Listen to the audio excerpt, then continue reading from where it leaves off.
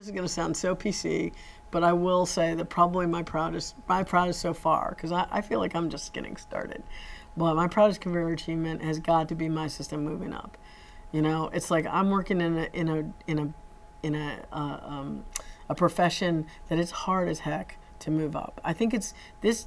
I think right now we're in a position right now where it's going to start to get a lot easier because there's too much work out there that people are just going to have to start hiring people that they weren't going to even look at before, which is a good thing. Hopefully the work won't suffer.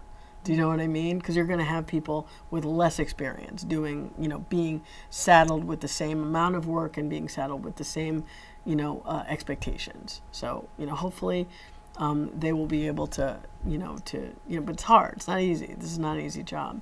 But I will say that as sad as I was to lose the relationship, I think that that's got to be probably one of the most proud things is getting my assistant moved up, because a lot of editors I know and a lot of my peers, I don't see them doing that. I haven't really talked to a lot of people about it. I wish that it was happening more. I understand that there are, ramifications to it. It's not easy. But I really feel like editors need to take more of a, of a stance in trying to get the assistants, to be cutting more, and mostly to be cutting for producers and cutting for directors. That's definitely something where you have to kind of ask permission. You're like, hey, so-and-so cut this scene.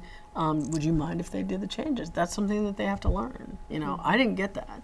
I never did that, and that was one of the scariest things, was to cut in front of somebody else, to actually do changes with other people in the room. I didn't get it just because we just never had time. We just never got the time to do it on Without a Trace. And then after that, I was just editing. Do you know what I mean? So I just had to kind of learn it. But one of the things that I've done, I've shared credit with 4 assistants, I think. Or, no. I've shared credit 4 times now with assistants.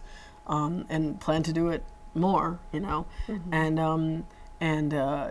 It's one of those things where you kind of do it in stages. Like you give them something to cut, and you do all the changes. Give them something to cut, then you tell them to do the changes.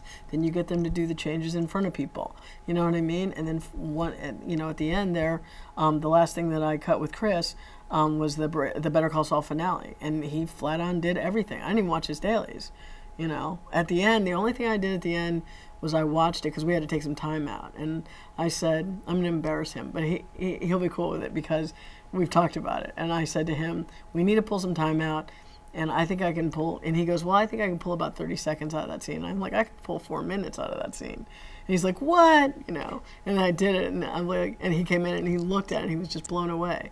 But I mean, that's how they learn. You know what I mean? It's like, you have to kind of learn these things. You have to have people to teach you. Mm-hmm. And it's like, I really wish that editors would, do more teaching and more, helping their assistants move. But that being said, sometimes they're probably being smarter than me because now all of a sudden they have competition. You know what I mean? Now he's competition.